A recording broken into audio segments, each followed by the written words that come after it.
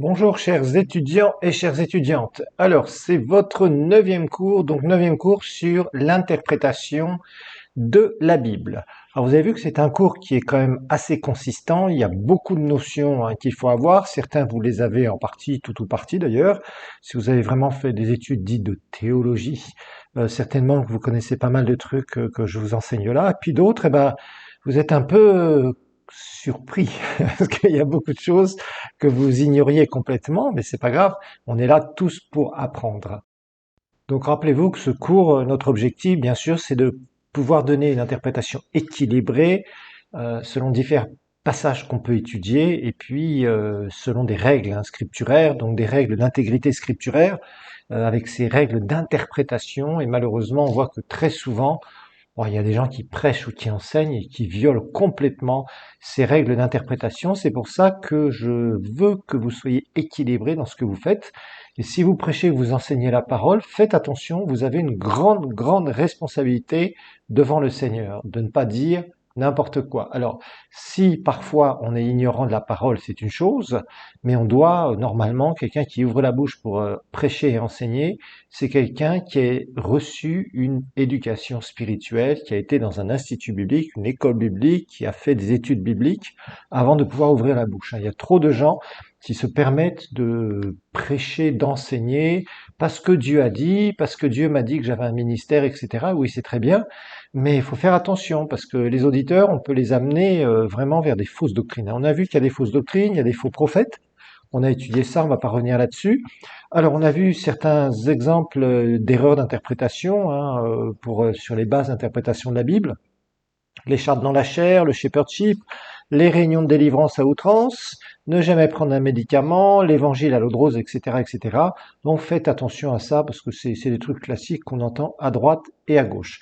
Alors on a vu les différentes vues sur la parole de Dieu, je vous rappelle, libéral, néo-orthodoxe et orthodoxe. C'est nous qui retenons cette vue orthodoxe qui n'est ni plus ni moins de dire que Dieu a inspiré donc ceux qui ont écrit la parole de Dieu tout en respectant leur personnalité. Donc la parole, je vous rappelle, ne doit pas être jugée, mais la parole doit être interprétée correctement. D'accord? Jésus a vu les Écritures de l'Ancien Testament comme ayant autorité spirituelle. À plus forte raison, nous-mêmes, nous devons les considérer comme ayant autorité dans le monde spirituel. Alors bien sûr, selon notre alliance. On voit que ça aussi, c'est une règle très importante quand on veut interpréter un passage de la parole de Dieu. Nous avons vu qu'il y a 4 types de sermons, à thème, textuel, par exposé et sermonizing. On a vu que les 3 premiers sont très utiles, c'est d'ailleurs un cours que vous aurez sur l'art de la prédication. Et puis le quatrième, donc thème, c'est prendre un thème et le développer en 3 points particulièrement. Textuel, c'est prendre un texte assez long et développer les idées les unes après les autres selon le texte. Par exposé, c'est un peu un mélange des deux, on verra ça. Et puis il y a le fameux sermonizing, qu'on dit en anglais, on appelle ça sermonizing, ce qui veut dire ni plus ni moins, malheureusement, que des gens prennent leurs idées et puis ils viennent renforcer leurs idées avec quoi? On a vu avec la parole de Dieu. Et ça, c'est vraiment antiscripturaire et très dangereux. Et on retrouve ça de plus en plus malheureusement sur beaucoup beaucoup de vidéos sur YouTube, sur les réseaux sociaux. Vous voyez toutes sortes de trucs où les gens racontent leurs propres idées et vous disent oui oui c'est écrit là dans Matthieu machin, c'est écrit ici dans l'Apocalypse, c'est écrit là etc. Vous voyez ils collent n'importe quoi, ils font dire n'importe quoi à l'écriture et ça c'est vraiment pervertir la parole de Dieu. Alors on a vu qu'il y avait le fossé historique, culturel, linguistique, donc faut faire attention à tout cela. On a vu les contextes aussi. C'est pas n'importe quoi, il faut faire très attention quand on veut interpréter la parole de Dieu, parce que rapidement on peut déraper. On a vu les 2 types de vérité, on a vu à qui s'adresse la Bible, les 3 groupes de personnes, d'accord.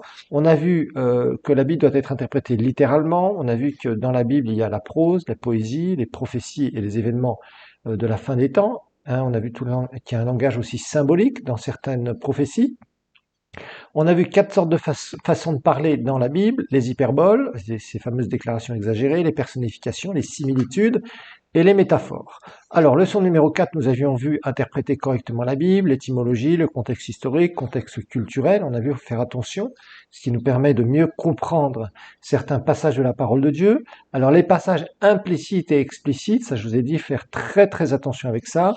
Les paraboles aussi, les différents types de paraboles qu'on trouve dans le Nouveau Testament, dans les évangiles. On a vu à qui elles s'adressent, pourquoi, etc., etc. L'interprétation des prophéties qui prédisent l'avenir, certains se sont déjà accomplis, d'autres vont s'accomplir, certaines sont conditionnelles, d'autres sont inconditionnelles. Alors après, je vous ai montré certains ouvrages de référence, des différentes traductions de la Bible. Aujourd'hui, par Internet, c'est très pratique, mais je vous ai conseillé la Louis II révisée 78. C'est la meilleure, la 75 est pas mal, la 78 est meilleure. Et si vous pouvez trouver donc la Bible à commentaire Scofield, c'est pas la Bible de traduction Scofield, je vous rappelle, mais à commentaire Scofield, c'est super, ça vous aidera beaucoup. Il y a les concordances, hein, on met un mot et on a tous les versets qui comportent ce mot dans certaines versions, traductions. Tout ça, on le trouve très très facilement dans la parole de Dieu au travers de comment dire d'internet. C'est vraiment très pratique maintenant, on n'a plus besoin d'avoir tous les gros bouquins que j'avais au début de ma conversion. Les dictionnaires bibliques aussi, il y a pas mal de choses, mais là encore, attention, les atlas aussi, ça vous permet de mieux situer. Par exemple, quand vous étudiez la vie d'Abraham, c'est très intéressant d'avoir quand même des cartes géographiques pour voir le temps qu'il mettait, les distances, etc., etc., sachant qu'il n'y avait pas d'avion, pas de voiture, pas de vélo, pas de moto, pas de moyen de transport, donc si c'était à pied ou en dromadaire ou en chameau. Hein. Voilà, alors il y a des passages difficiles, on a vu les différentes lois sous l'Ancien Testament. Alors là, on en était donc avec les types et les ombres. Alors je vous rappelle qu'un type, c'est un personnage, parce qu'on va voir ça, les types de Jésus maintenant. Un type est un personnage dont le caractère et où les événements qu'il a vécus peuvent être pris comme parallèles avec la vie, la personne et l'œuvre de Jésus. Alors, je vous ai montré qu'un type pointe toujours vers le futur, un type doit avoir une authentique ressemblance dans l'Ancien Testament et le Nouveau Testament, un type peut être déclaré publiquement, dans un type il peut y avoir une ressemblance dans le caractère, dans des événements, mais tout ne doit pas être identique. On va le voir d'ailleurs, justement. C'est ce qu'on va voir dans les types de Jésus. Alors, il y a des domaines qui ne sont pas similaires, et on voit aussi qu'il y a des livres comme le livre aux Hébreux, c'est rempli de types et d'explications concernant les types. Voilà. Alors ensuite, nous avons aussi vu 6 sortes de types: être humain, institution, fonction, événement, action et des choses. Ensuite, on a vu que pour appliquer les types, il faut faire attention à ne pas prendre la tentation comme un type, de ne pas appliquer les types d'une manière extrême, voir des similarités et des différences, hein, et ne pas utiliser les types pour prouver des doctrines, parce que les doctrines se prouvent avec les enseignements du Nouveau Testament. Alors ensuite, on a vu les types de sacrifices de Christ. Hein. Après, on a vu les ombres. Hein. Ombre, oui, et c'est donc une ombre, c'est une image hein, ou une leçon tirée d'un objet ou d'un événement de l'Ancien Testament. Dieu enseigne son peuple justement à propos de son pouvoir salvateur, ça c'est tout à fait typique. Puis on a vu les symboles aussi. On a vu que dans les symboles, il faut faire attention parce que parfois on peut avoir des surprises. Hein. Je vous ai donné l'exemple du lion. Le lion, on a le lion de Juda qui est un symbole donc de Christ, hein, mais aussi la Bible nous parle que Satan rôde comme un lion rugissant. Voilà, leçon numéro 6, ce sera la dernière petite leçon avant d'attaquer le gros morceau qui est le tabernacle. La leçon numéro 6, les personnages types de Christ. Leçon numéro 6, les personnages types de Christ. Les personnages types de Christ. Alors notez que personne dans l'Ancien Testament n'est un type parfait de Christ. Je vous rappelle qu'il n'y a aucun type parfait, d'accord? Mais quand même, c'est à noter. Personne dans l'Ancien Testament n'est un type parfait de Christ. Alors on a vraiment des choses assez intéressantes au niveau de l'Ancien Testament hein, comme type de Christ. Par exemple, Adam, c'était le premier type. Premier type de Christ. Pourquoi?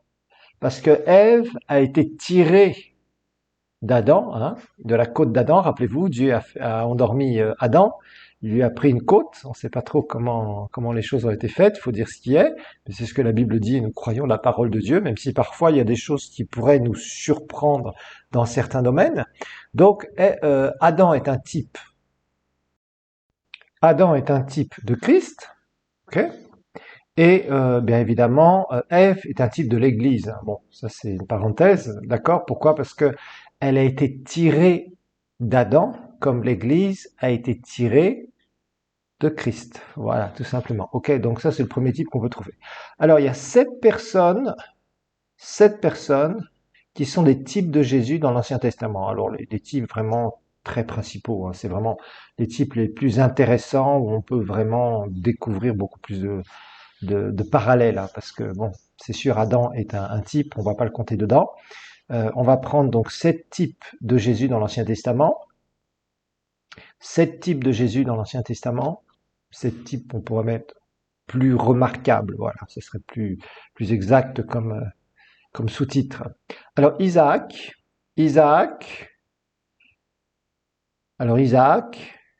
c'est le serviteur, le Saint-Esprit donc, qui vient chercher une épouse. Il vient chercher une épouse qui est l'Église, entre guillemets. Hein. Ok, donc le serviteur, le Saint-Esprit vient chercher une épouse, l'Église. Et Isaac, c'est celui qui attend l'épouse et qui est un type de Jésus, bien sûr. D'accord? Donc Isaac, type de Jésus, le serviteur, type du Saint-Esprit, on le verra d'ailleurs un peu plus loin, et qui vient chercher l'épouse, hein, qui vient chercher l'Église et qui ramène, donc le Saint-Esprit ramène l'épouse, donc image de l'Église, vers qui? Vers Isaac, le Fils, donc vers Jésus. Le Saint-Esprit viendra chercher, hein, est là en train de chercher l'épouse de Christ, et la ramènera vers Jésus au moment même où il y aura l'enlèvement. Voilà. Alors Joseph, ben on va le voir, c'est le type particulier du serviteur souffrant, qui après est glorifié. Joseph, type du serviteur souffrant, donc type de Jésus, le serviteur souffrant, mais qui après est glorifié, qui connaît la gloire. Donc Joseph, le serviteur souffrant, donc type de Christ, bien sûr, tout ça c'est des types de Christ, je vous rappelle, qui après est glorifié, qui connaît la gloire après. Moïse, troisième type, très remarquable. Moïse, Christ, le libérateur. Ok, on va voir en détail, on va en voir 3 en détail. 3 types particuliers vraiment où on va montrer Jésus dans ses souffrances et dans sa gloire. On va voir, on verra que c'est Joseph, Moïse et David, on va plus les détailler. Alors Aaron, c'est vraiment le type de Christ, notre souverain sacrificateur. L'Épître aux Hébreux nous en parle d'ailleurs. Aaron, type de Christ, donc Moïse, type de Christ, libérateur. Aaron, type de Christ, notre souverain sacrificateur. Aaron, type de Christ, notre souverain sacrificateur. Josué aussi est un type de Christ, dans le sens où c'est Christ notre conquérant, celui qui vient conquérir la mort, celui qui vient conquérir pour nous, pour que nous puissions entrer, conquérir les ténèbres, pour que nous puissions entrer dans l'héritage du royaume, dans l'héritage promis. Voilà. Et Josué, son rôle. Donc Christ, notre conquérant, Josué, son rôle, c'était d'amener le pays, le peuple dans le pays promis. David, Christ le roi. David, type de Christ, le roi.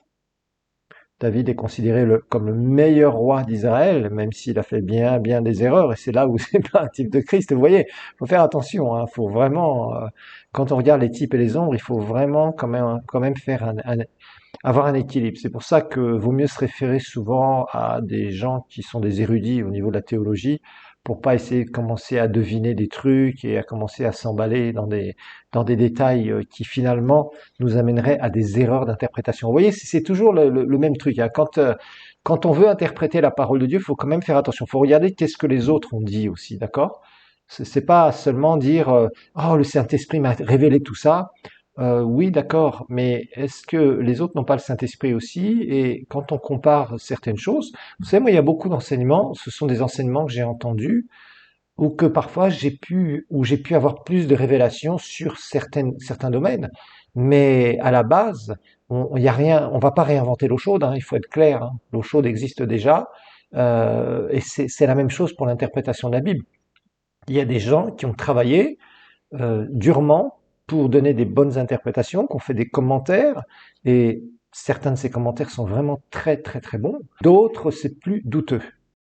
Et enfin Élie, donc c'est bien sûr le type de l'enlèvement, hein, Élie qui part entre guillemets au ciel, hein, je vous rappelle au premier ciel, il en est mort d'ailleurs, il n'a pas été au troisième ciel, revoir notre identification avec Christ, hein, je sais que certains vous avez cru, moi aussi je l'ai cru pendant des années, maintenant bon, on a quand même découvert qu'il y a des lois spirituelles, hein, vous avez largement grandi dans beaucoup de choses et c'est super parce que vous voyez quand on fait l'interprétation de la Bible, faut vraiment qu'on ait beaucoup de notions pour que on puisse comprendre ces lois d'interprétation. Sinon, on fait dire n'importe quoi, on peut étudier pendant des heures et des heures, on tourne en rond parce qu'on n'a pas les fondations, quoi, voilà, tout simplement. Donc là, vous avez largement les fondations, et c'est pour ça que de toute façon, vous êtes capable de comprendre très largement ce cours et de pouvoir en profiter pleinement. Vous voyez, parce que parfois, vous avez remarqué, on peut prendre des cours, on peut avoir des enseignements, mais on n'arrive pas vraiment à en profiter parce qu'il manque plein de notions. On a plein de choses, on est là, on se dit mais attendez, là j'ai une question, là j'ai une question, là je comprends pas ceci, cela.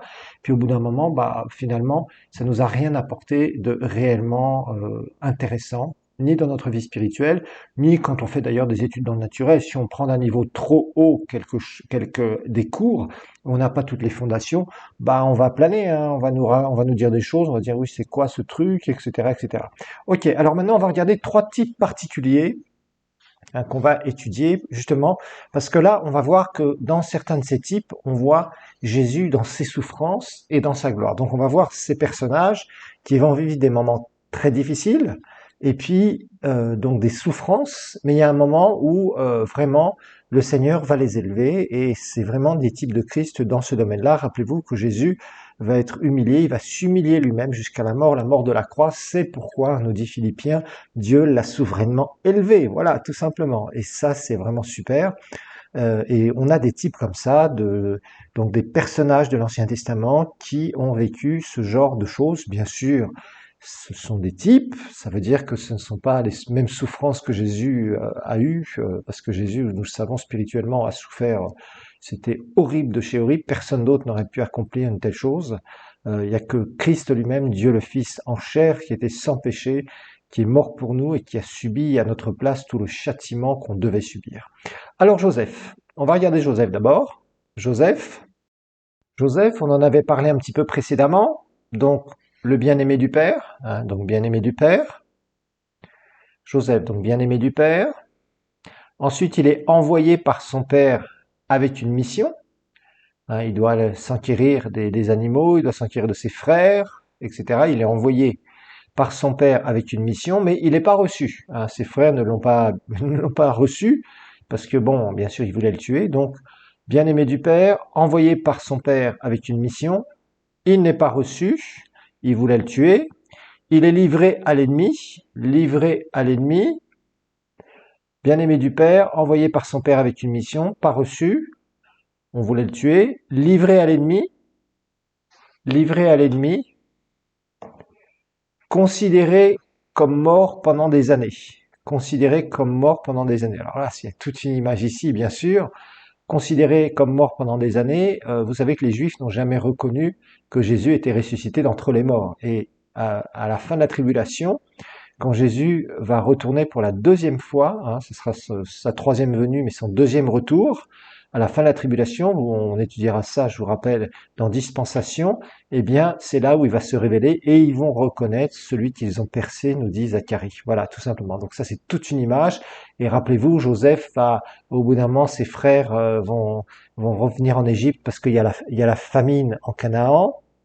Et là, il va se révéler à nouveau. Il va dire, son père était choqué, Jacob est choqué en pensant que qu'il était mort depuis tellement longtemps, et il va voir que bah non, Joseph était bien vivant. Voilà, tout simplement. Alors, Joseph a connu quoi? Joseph a connu le puits, hein, donc il a été dépouillé de tous ses droits. Voilà, comme Jésus a été dépouillé de tous ses droits.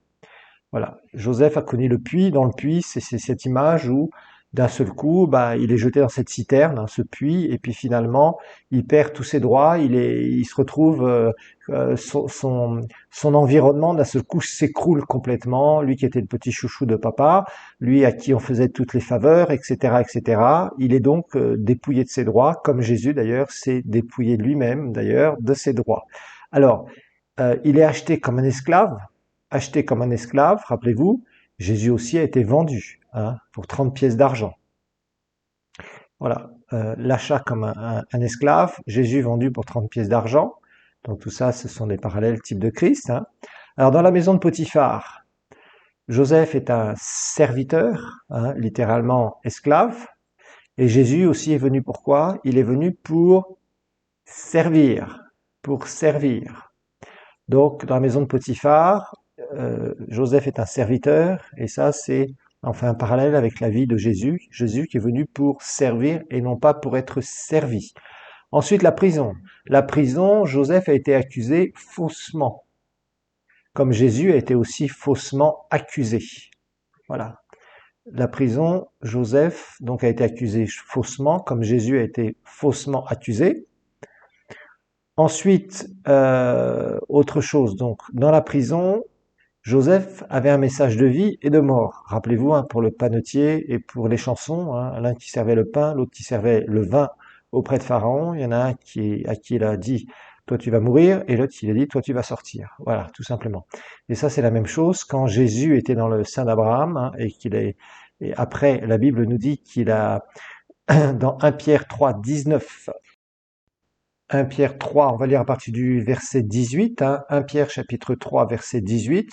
On avait vu ça dans l'identification, alors donc je repasse rapidement dessus, hein, parce que bon, on n'a pas besoin de refaire tout un enseignement. Christ a aussi souffert une fois pour tous les péchés, lui juste pour les injustes, afin de nous amener à Dieu, ayant été mis à mort quant à la chair, mais ayant été rendu vivant quant à l'esprit, verset 19, dans lequel aussi il est allé prêcher aux esprits en prison, qui autrefois avaient été incrédules lorsque la patience de Dieu se prolongeait au jour de Noé, pendant la construction de l'arche dans laquelle un petit nombre de personnes, c'est-à-dire 8, furent sauvées au travers de l'eau. Alors je vous rappelle que Jésus il n'a pas été prêché dans le sens de dire maintenant si vous êtes en enfer, vous allez être sauvés, vous pouvez être sauvés maintenant si vous croyez en moi. C'est pas ça. C'était une déclaration, je vous rappelle, déclaration de condamnation. D'accord? Donc ça c'est très important de bien le comprendre. Donc Jésus avait un message de délivrance, je vous rappelle, dans le sein d'Abraham, hein, Éphésiens 4, verset 8, si mes souvenirs sont bons. Et puis, ben, il y avait un message de condamnation aussi pour ceux qui étaient en enfer. Ok? On avait interprété ce passage qui n'était pas facile à interpréter d'ailleurs, je vous le rappelle, dans notre identification avec Christ. Alors Joseph sort de sa prison, et quand Joseph sort de sa prison, il est élevé. Ah, voilà, Jésus ressuscite, il est exalté et il reçoit un nom qui est au-dessus de tout nom. Voilà. Après, il est glorifié. Je vous rappelle, il est ressuscité et glorifié. Ok? Donc, Joseph sort de sa prison. Ça, c'est une image de Jésus qui ressuscite. Il est élevé en dignité. Et ça, c'est une image, bien sûr, de Jésus qui est glorifié, qui reçoit le nom qui est au-dessus de tout nom. Alors, Moïse. Moïse, lui, c'est l'incompris du peuple. Il a un message, et là, on ne comprend pas. Ce message, vraiment, on ne le comprend pas, et bah, ça va pas être facile pour lui. Voilà, tout simplement. Alors, il est dit qu'il Moïse a renoncé au trône d'Égypte. Regardons dans Hébreux chapitre 11. Hébreux chapitre 11, versets 24 à 26. Il est dit, donc, Hébreux 11, 24 à 26, c'est par la foi que Moïse, devenu grand, refusa d'être appelé fils de la fille de Pharaon, aimant mieux être maltraité avec le peuple de Dieu que d'avoir pour un temps la jouissance du péché. Voilà, donc la parole de Dieu nous dit ça, regardant l'opprobre verset 26 de Christ comme une richesse plus grande que les trésors de l'Égypte, car il avait les yeux fixés sur la rémunération.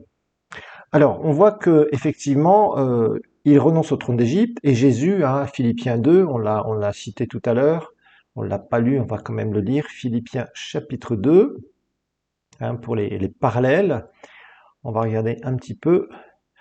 Alors, il est dit donc au verset 5, « Ayez en vous les sentiments qui étaient en Jésus-Christ », Philippiens 2, 5, verset 6, « Lequel, existant en forme de Dieu, n'a point regardé comme une proie à arracher d'être égal avec Dieu, mais s'est dépouillé lui-même en prenant une forme de serviteur, en devenant semblable aux hommes, et ayant paru comme un simple homme, il s'est humilié lui-même, se rendant obéissant jusqu'à la mort, même jusqu'à la mort de la croix. C'est pourquoi, verset 9, Dieu aussi l'a souverainement élevé et lui a donné le nom qui est au-dessus de tout nom, afin qu'au nom de Jésus, tout genou fléchisse dans les cieux, sur la terre et sous la terre, et que toute langue confesse que Jésus-Christ est Seigneur, à la gloire de Dieu le Père.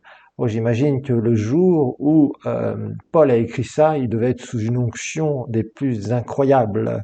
Alors, Jésus a laissé une gloire absolument incomparable, hein, par rapport à Moïse, mais c'est une image encore, hein, pour justement avoir un type de Christ qu'on trouve chez Moïse. Et rappelez-vous que Jésus, depuis sa résurrection, a un corps qui est marqué pour l'éternité avec les cicatrices des clous. Alors, Moïse aussi est menacé en tant que bébé. Rappelez-vous de ça. Hein, et on a failli le tuer, et Jésus aussi. Hein. Rappelez-vous l'histoire avec Hérode. Ensuite, Moïse, grand libérateur du joug de l'esclavage de Pharaon. Hein, bon, bah ça, on le sait que à la fois Pharaon était une image de qui, un type de qui, un type du diable, bien évidemment. Et on voit que Moïse libère du joug de l'esclavage de Pharaon tout le peuple d'Israël, comme Jésus nous a libérés, a vaincu notre ennemi, l'ennemi de nos âmes, et nous a libérés des puissances des ténèbres. Hein. Rappelez-vous de Colossiens chapitre 2, voilà. Ensuite, Moïse, intercesseur, ça aussi, on l'avait mentionné un peu plus haut, je crois.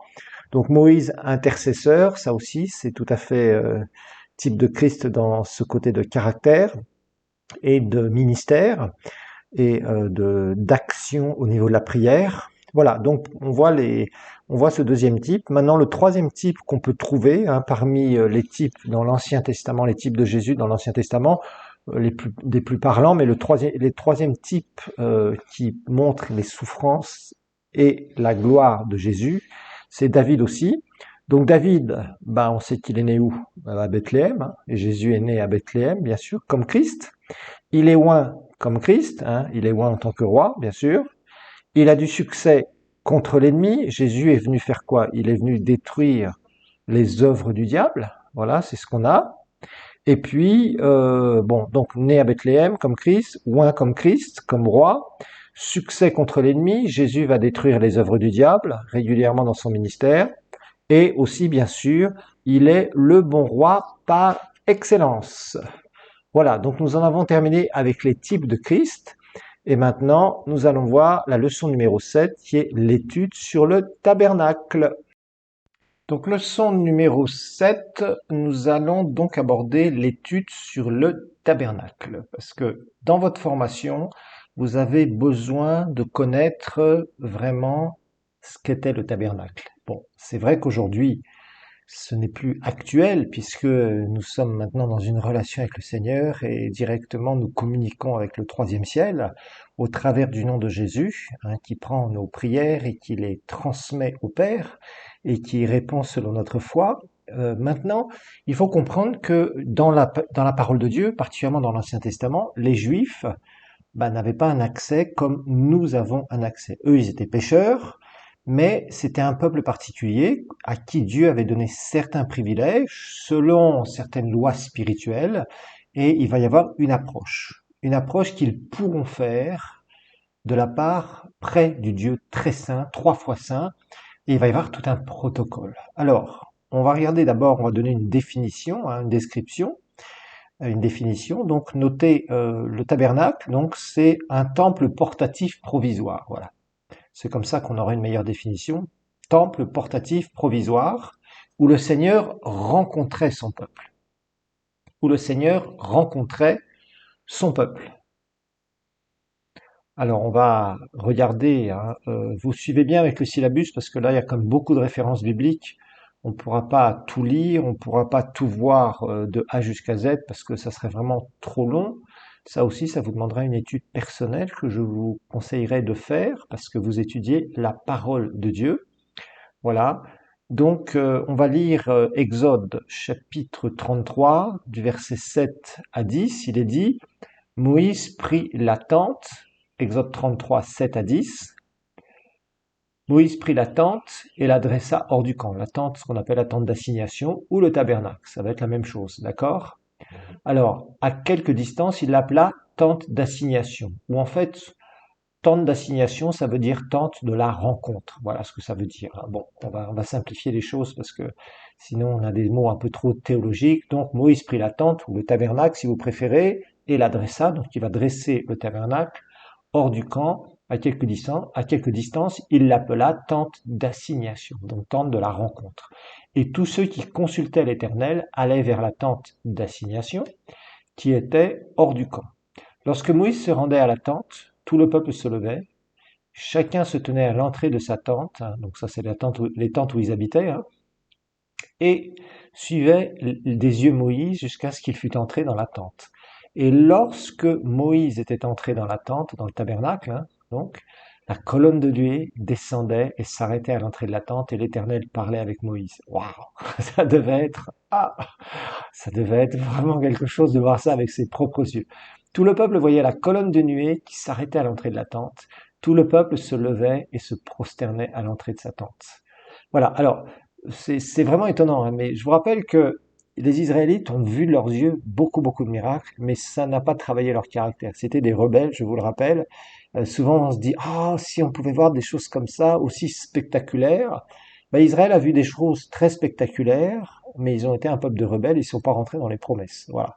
Nous, on marche par la foi. Il y a des choses qu'on voit qui sont spectaculaires. Un miracle, par exemple, c'est quelque chose de spectaculaire sur un corps particulier quand on prie pour des gens.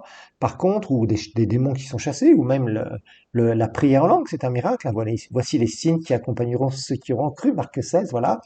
Et on voit que les Israélites, dans le désert, ils vont vivre miracle sur miracle. Ils vont les voir de leurs propres yeux. Ok, c'était juste une petite parenthèse. Alors, c'était une autre définition, c'est un sanctuaire mobile. Hein, d'accord? Sanctuaire mobile dont Dieu ordonna la construction à Moïse.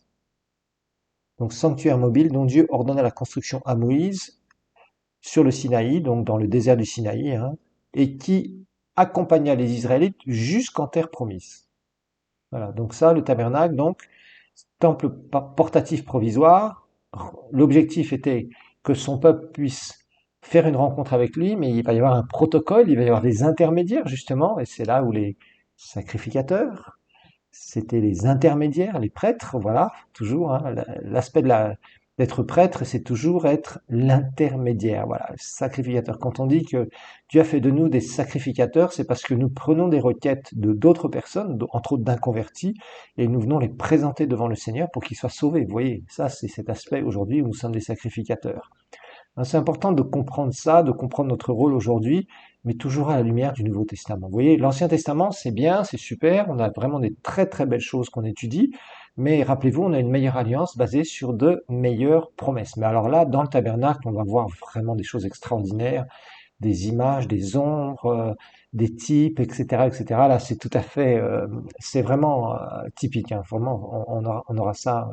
Vraiment, ça va ressortir. Alors, l'importance du tabernacle, hein, c'est quand même important parce que il y a 13 chapitres. Imaginez-vous, presque un tiers du livre de l'Exode qui est consacré au tabernacle.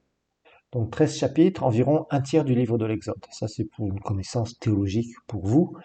Comme ça, vous pouvez vous dire, ah, livre de l'Exode, ah ben je sais qu'il y a pratiquement un verset sur trois ou un chapitre sur trois qui va concerner le tabernacle. Et effectivement, c'est dans l'Exode qu'on a tous les détails du tabernacle. Alors, son but était de permettre à l'Éternel, donc, d'habiter au milieu de son peuple. Ça, c'était vraiment l'objectif. Dieu voulait se manifester et habiter au milieu de son peuple. Voilà, c'est ce qu'on a vraiment, c'est ce qui ressort clairement, hein, où Dieu puisse avoir une habitation entre guillemets où il va se manifester. Voilà, c'est plus, hein, ça serait plus réel parce que sinon vous allez me dire oui, mais Dieu habite au ciel. Comment il pouvait habiter juste sur un tabernacle, une tente? Non, c'était la présence manifeste de Dieu la gloire qui va se manifester, la Shekinah, ce qu'on appelle en hébreu, qui va se manifester régulièrement et qui était visible aux Israélites, ce qui fait que ils devaient savoir ce qu'ils devaient faire. Ils étaient dirigés justement par cette colonne de feu et cette colonne de nuée. Hein. On l'a étudié dans le Saint-Esprit. On voit qu'il y a beaucoup de choses qui étaient là, qui montraient aux Israélites que Dieu manifestait sa présence, sa gloire à un point donné. Là où il y avait son approbation. Voilà. Là où ce que Dieu avait choisi. On va regarder Exode 25. Exode 25 au verset 8. Exode 25, 8. Ils me feront un sanctuaire, donc c'était le tabernacle, et j'habiterai au milieu d'eux. Voilà, c'est ça que Dieu voulait faire. Alors, il y a aussi une autre chose qui est importante à comprendre, c'est d'une part, Dieu voulait habiter au milieu de son peuple, d'accord, en se manifestant, colonne de nuée le jour, colonne de feu la nuit, il parlait à Moïse, mais aussi c'était un moyen de rencontre entre l'homme pécheur et le Dieu trois fois saint. Donc l'homme pécheur, le Dieu trois fois saint. Donc c'est là où il fallait quelque chose, hein. Il fallait euh, quelque chose où il y a entre les deux, parce que l'homme était pécheur et Dieu est 3 fois saint. Donc la sainteté de Dieu, l'hyper sainteté de Dieu, la perfection de la sainteté de Dieu, et l'homme pécheur. Et l'homme pécheur, israélite, voulait s'approcher. Et il devait s'approcher de Dieu. Alors par exemple au verset 22, toujours Exode 25, Dieu dit, hein, Exode 25 toujours, verset 22, c'est là que je me rencontrerai avec toi, du haut du propitiatoire, on verra ce que c'est que le propitiatoire, entre les deux chérubins placés sur l'arche du témoignage, l'arche de l'alliance, on étudiera ça. Je te donnerai tous mes ordres pour les enfants d'Israël. Ok, ça c'est verset 22. On peut regarder aussi chapitre 29, Exode 29, Exode 29, versets 42 à 46, Exode 29, 42 à 46. Voilà l'holocauste perpétuel qui sera offert par vos descendants à l'entrée de la tente d'assignation ou de rencontre, hein, devant l'Éternel. C'est là que je me rencontrerai avec vous et que je te parlerai. Je me rencontrerai là avec les enfants d'Israël et ce lieu sera sanctifié par ma gloire. Je sanctifierai la tente d'assignation, la tente de la rencontre, si vous préférez, et l'autel, je sanctifierai Aaron et ses fils pour qu'ils soient à mon service dans le sacerdoce. J'habiterai au milieu des enfants d'Israël, je serai leur Dieu, ils connaîtront que je suis leur Dieu, je suis l'Éternel leur Dieu, qui les ai fait sortir du pays d'Égypte pour les bénir au milieu d'eux. Je suis l'Éternel leur Dieu. Voilà. Donc, vous voyez cet aspect de rencontre avec Moïse, Moïse qui était un type de Christ, rappelez-vous, et aussi rencontre entre Dieu et le peuple, mais avec les intermédiaires, au travers des prêtres, au travers de tout un protocole que d'ailleurs Moïse aussi devait respecter. Okay, donc il faut vraiment, rappelez-vous, hein, les Israélites pour l'instant, ils avaient, dans Exode 19, je vous le rappelle, ils se sont retrouvés avec un Dieu qui était le feu dévorant. Quand ils s'approchaient de la montagne était en feu, ils avaient la trouille, hein, c'était clair. Hein. Dans le désert du Sinaï, rappelez-vous, hein, chapitre 19, du verset 10 au verset 22, on voit que c'était chaud. Hein. Ils ont dit à Moïse, écoute Moïse, toi t'y vas, nous on reste loin de tout ça parce que ils étaient terrifiés. Alors il y a ce Dieu, vous voyez, ce feu dévorant, ce Dieu glorieux qui est là et qui montre sa puissance, sa gloire, ses jugements. Et puis d'un autre côté, il y a ce Dieu qui veut être quoi? Proche de l'homme, proche de son peuple. Voilà. Donc c'était vraiment ces deux aspects qui étaient importants à bien reconnaître et à bien comprendre quand Dieu va faire le tabernacle. Alors, je vous invite clairement à faire quelque chose maintenant qui est important. Je vous ai mis des vidéos. Voilà, je vous ai mis des vidéos sur le YouTube, hein, parce que j'ai mis deux raccourcis en fait. Hein. Vous allez cliquer sur ces deux raccourcis. Alors, c'est une présentation du tabernacle en français, d'accord? Donc, visionnez bien ces deux vidéos parce que ça va vous mettre des images dans la tête. Parce qu'après, on va parler de tout ça. On va décortiquer tout ce qu'était le tabernacle, tout ce qui entourait le tabernacle, etc. Comment les sacrificateurs étaient là, le souverain sacrificateur, comment ils se présentaient, comment ils étaient habillés, pourquoi, comment. On va parler de la cuve d'airain, on va parler de l'autel des sacrifices, on va voir le chandelier, on va voir tout ça, on va voir le lieu saint, le lieu très saint, etc. Donc maintenant, je vous invite à vraiment regarder ces vidéos. Elles sont en français. Il y a beaucoup plus de trucs en anglais qui sont plus détaillés, plus intéressants. Mais bon, comme je sais que certainement une partie d'entre vous, vous ne parlez pas bien anglais, vous ne comprenez pas bien l'anglais, j'ai préféré mettre deux raccourcis de vidéos en français. D'accord? Donc là, vous allez voir en 3D, entre guillemets, hein, c'est comme si vous rentriez dans le tabernacle et on va vous donner tout un tas d'explications. Donc, visionnez bien ces deux vidéos, comme ça va vous permettre justement de fixer des images quand on parle de telle ou telle chose, vous dire ah bah oui j'ai vu ça dans la vidéo, ah oui ça c'est bon, je me rappelle bien maintenant, etc. Parce que c'est vrai que je vous ai fait un schéma, mais c'est juste un schéma, de toute façon ça correspond exactement à tout ce qui est du tabernacle, les descriptions du tabernacle, hein. Mais par rapport à ça, eh bien c'est bon de regarder des films, voilà tout simplement. Donc regardez-les maintenant. Regardez-les même plusieurs fois si vous pouvez, comme ça, et après, vous prenez la suite du cours, comme ça sera beaucoup plus facile, avec toutes les explications que je vais vous donner en parallèle. Voilà, j'espère donc que vous avez bien visionné ces vidéos de telle façon que vous puissiez bien comprendre comment était fait le tabernacle. Et maintenant, vous avez quand même pas mal d'images dans la tête, ce qui va nous permettre de continuer notre cours.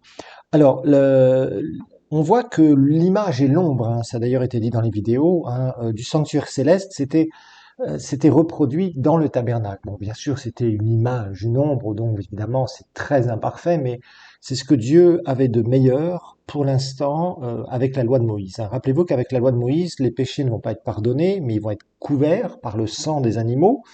Nous avons une meilleure alliance basée sur de meilleures promesses, avec un sacrifice qui est perpétuel, qui est là pour l'éternité, le sacrifice de Jésus, Dieu le Fils, avec son sang divin qui a coulé à la croix. Nous savons tout ça maintenant, on l'a largement étudié, mais maintenant on comprend mieux. Alors, lui, Moïse, avait donc ordre de Dieu de construire justement d'après un modèle que Dieu va lui montrer. Regardons Exode 25, verset 9. Il est dit, Exode 25, verset 9, il est dit, vous ferez le tabernacle et tous ses ustensiles d'après le modèle que je vais te montrer. Donc, ils vont faire d'après le modèle. Alors, verset 40, on a la même chose. Regarde. Donc, Moïse a reçu une vision, hein, de la part de Dieu quand il était sur la montagne pendant 40 jours et 40 nuits. Et il dit, regarde. Dieu lui dit, regarde. Et fais d'après le modèle qui t'est montré sur la montagne. Chapitre 26, au verset 30, 26-30, Exode toujours, tu dresseras le tabernacle d'après le modèle qui t'est montré sur la montagne. Ok. 27, verset 8, Exode 27, verset 8, tu le feras creux et avec des planches, il sera fait tel qu'il t'est montré sur la montagne. Donc on voit que vraiment, c'est constamment affirmé. D'ailleurs, il y a quelqu'un qui les a comptés. Ceci est affirmé 18 fois, hein, que Dieu dit selon le modèle qui t'est montré, selon le modèle qui t'est montré, etc., etc., pour clairement que d'après chaque chose que Moïse va voir, il puisse le faire avec détail. Et c'était pas pour rien, parce que chaque détail va avoir son importance et va bien sûr pointer vers quoi? Vers le sacrifice parfait qui est Jésus. Hébreux chapitre 8. C'est là où c'est intéressant, hein, de faire ce parallèle avec les images, les ombres. Là, on est vraiment dedans. Hein, je vous rappelle que l'Épître aux Hébreux, c'est bien simple, hein, il vous faut un certain nombre d'éléments pour bien comprendre. Et après, c'est pas si compliqué que ça. Mais bon, il y a quand même ces divers éléments dont on a parlé plusieurs fois, hein, qui sont importants. D'abord, comprendre notre identification avec Christ, ça c'est clair.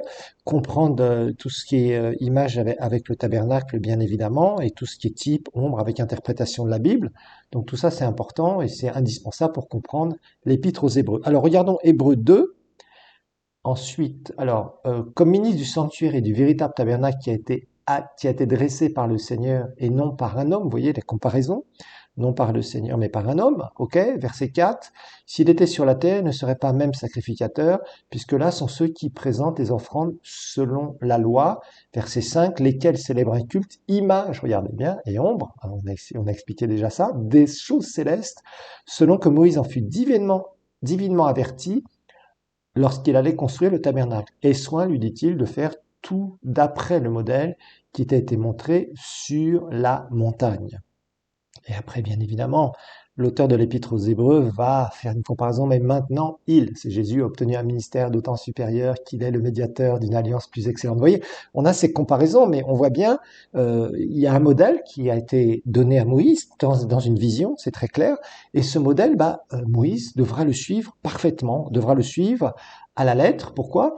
Parce que c'était une ombre, hein, une image du céleste. Voilà. Donc Dieu va faire alliance justement avec son peuple, mais tout en mettant des restrictions parce qu'il n'est pas possible que le sang des animaux puisse effacer le péché, mais ça va couvrir. En anglais, ils appellent ça atonement. Atonement, c'est couvrir, d'accord? Nous, nos péchés ne sont pas couverts, mais ils sont effacés dans le ciel. Waouh! Là, l'idée, c'était de couvrir avec le sang, on va voir, pour que les yeux de Dieu ne soient pas fixés sur le péché des Israélites, mais que ce soit le sang qui cache, qui couvre ces péchés, simplement. Chapitre 9, verset 11, 9-11, mais Christ est venu comme souverain sacrificateur des biens à venir, il a traversé le tabernacle plus grand et plus parfait, qui n'est pas construit de main d'homme, c'est-à-dire qui n'est pas de cette création. Voilà. On a encore une comparaison entre le tabernacle fait de main d'homme, tel que Moïse l'a vu sur la montagne, et ce que Jésus a réalisé pleinement au travers de son sacrifice à la croix du Calvaire. Verset 23, toujours Hébreux 9, il était donc nécessaire, puisque les images des choses qui sont dans les cieux devaient être purifiées de cette manière, que les choses célestes elles-mêmes le fussent, par des sacrifices plus excellents que cela. Donc on voit encore image des choses qui sont dans les cieux. Verset 24, car Christ n'est pas entré dans un sanctuaire fait de main d'homme en imitation des véritables, mais il est entré dans le ciel même, au troisième ciel, afin de comparaître maintenant pour nous devant la face de Dieu. Waouh! Donc on voit qu'il y a vraiment quelque chose de puissant ici. Hein. On voit que le rituel, le culte, les sacrifices, le sacerdoce d'Aaron sont des types, en fait, des prophéties de la personne et du sacrifice et du sacerdoce de Christ, qui bien évidemment est notre vrai souverain sacrificateur. Ok, bon. Alors, on sait que par définition, hein, ces types, ces ordonnances vont être temporaires. On sait que là, Dieu leur avait donné un certain nombre de choses physiques qui avaient bien sûr une incidence très importante dans le monde spirituel, mais le sacrifice parfait n'était pas encore venu. Jésus, Dieu le Fils, sacrifié pour nous avec son sang divin, je vous le rappelle, n'avait pas encore été versé. Donc tout ce qui était vêtements, ustensiles, division du sanctuaire entre le lieu saint et le lieu très saint, le voile, sacrifice, etc., ablution, ce qu'on appelle, etc., etc., ben, en fait, ça préfigurait le vrai culte, la venue de ce que Jésus allait réellement faire à la croix du Calvaire, bien évidemment, le vrai sacrifice. Là, pour l'instant, on est dans l'ombre. Bon, c'était limité, c'est vrai, mais Dieu ne pouvait pas faire plus pour les Israélites. C'était pas possible qu'il leur donne un sacrifice parfait, qui les rendrait parfaitement purs et qui leur ouvrirait le sanctuaire céleste. Nous sommes dans le royaume de Dieu. Grâce à cela, nous pouvons naître de nouveau et nous sommes nés de nouveau. Nous avons changé de royaume spirituel, ce qui n'était pas le cas pour les Israélites. Je vous rappelle qui, pour ceux qui étaient croyants et vraiment qui aient marché avec le Seigneur, ont été dans le sein d'Abraham et Jésus les a libérés après. D'accord? Donc voilà, il faut quand même faire attention hein, parce que il peut y avoir une confusion qui est très très facile à faire. Vous voyez, ces images, ces ombres des choses à venir. Nous, la réalité est en Christ. Donc, vous voyez, bon, par exemple, dans Jean 4, 23, il est dit d'adorer Dieu en esprit, en vérité. On l'a vu dans les cours sur la louange et l'adoration. Il faut quand même faire attention. Donc, on est là, on étudie le tabernacle, on regarde comment il s'approchait, on regarde les types, on regarde les ombres, on regarde les symboles, on voit comment il s'approchait de Dieu, quelles étaient la préfiguration sur le sacrifice de Christ, par exemple la verge d'Aaron qui fleurit, on va voir que c'est une image de la résurrection, à partir de la mort, la vie va venir, vous voyez.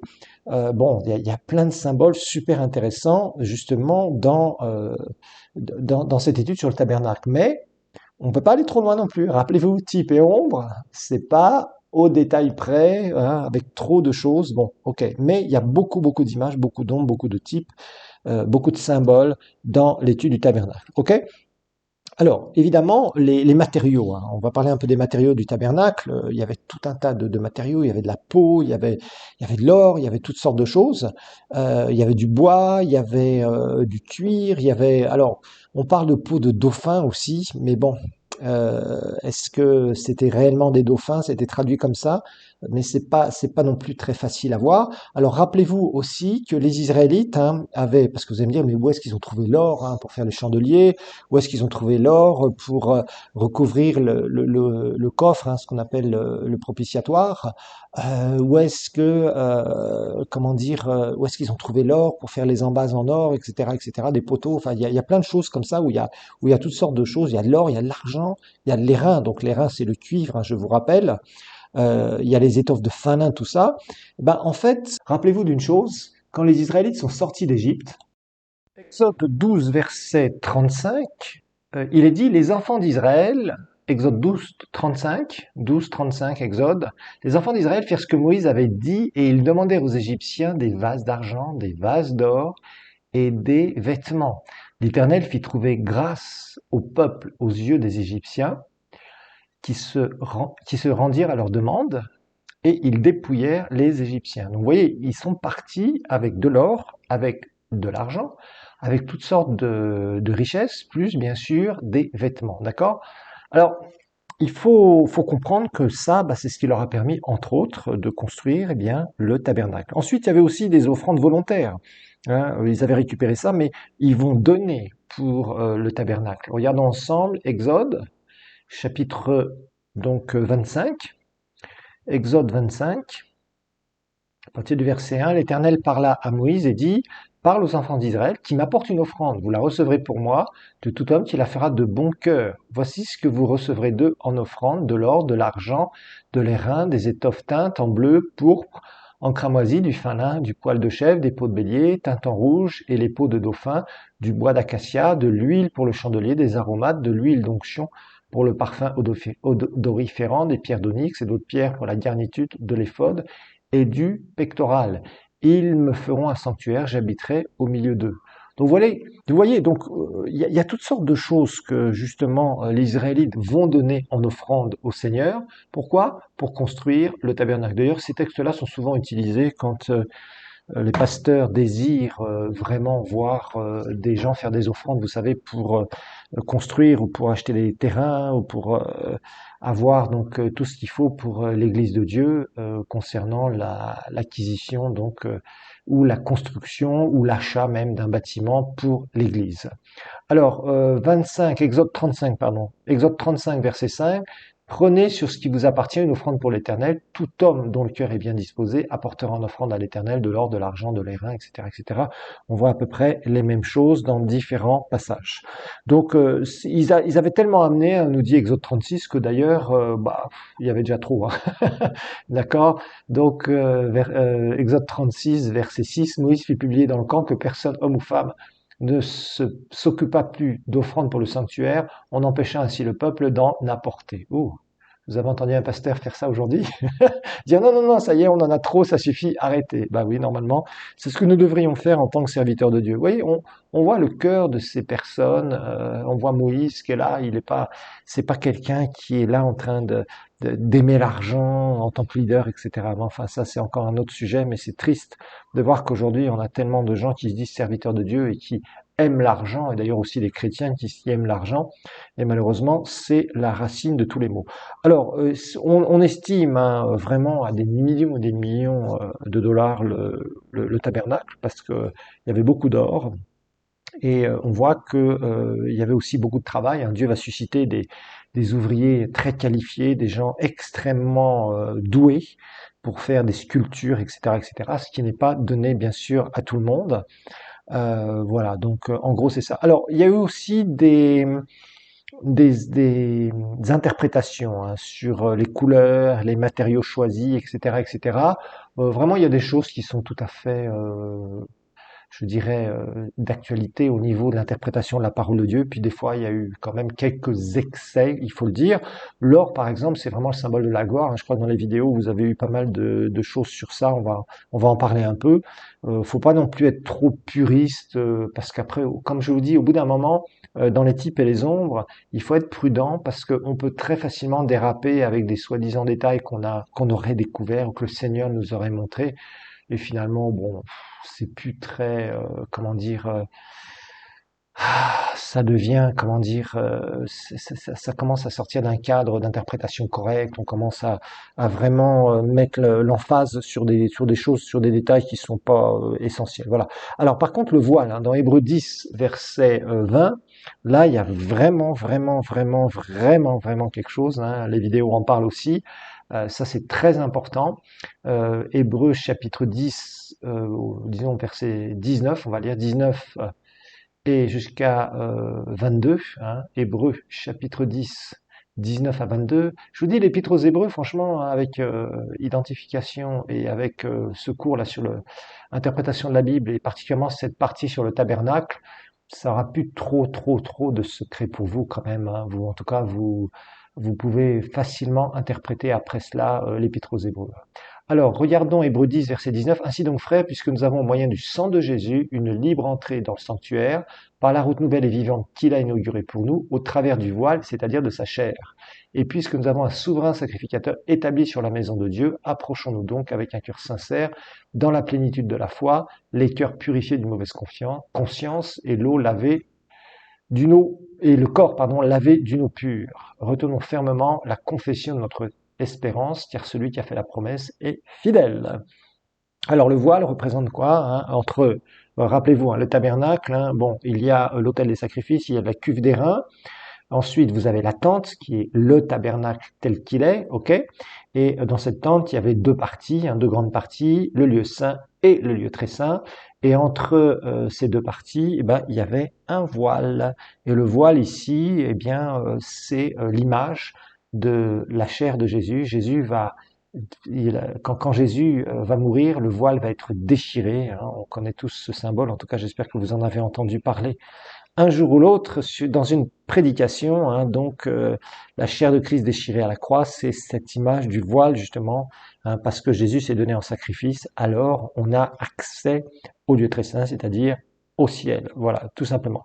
Alors, dans le voile aussi, il y avait le bleu, qui est symbole de la couleur céleste, le pourpre, la couleur royale, le cramoisi, celle du sang, c'est du rouge, un rouge très foncé, le cramoisi, le fin lin, l'image de la sainteté. Ok, donc tout ça, on a bien évidemment tout un tas d'images qu'on va au fur et à mesure expliquer. Et il y a vraiment beaucoup de symboles, d'images, etc., dans ce tabernacle. Et puis, on va au fur et à mesure identifier les étapes par lesquelles justement les Israélites devaient passer, et on verra justement, il y a 12 étapes particulières qu'on étudiera ensemble, mais ça sera dans le prochain cours, parce que déjà on a abordé certaines notions, on y va doucement, parce que je sais que certains d'entre vous, vous avez vraiment quasiment aucune notion sur le tabernacle. Vous découvrez ça, ou vous en avez entendu parler, mais vous n'avez pas eu des explications assez complètes par rapport à ce tabernacle, par rapport à tout ce symbole de l'image de Christ. Voilà, soyez bénis, on continuera au prochain cours.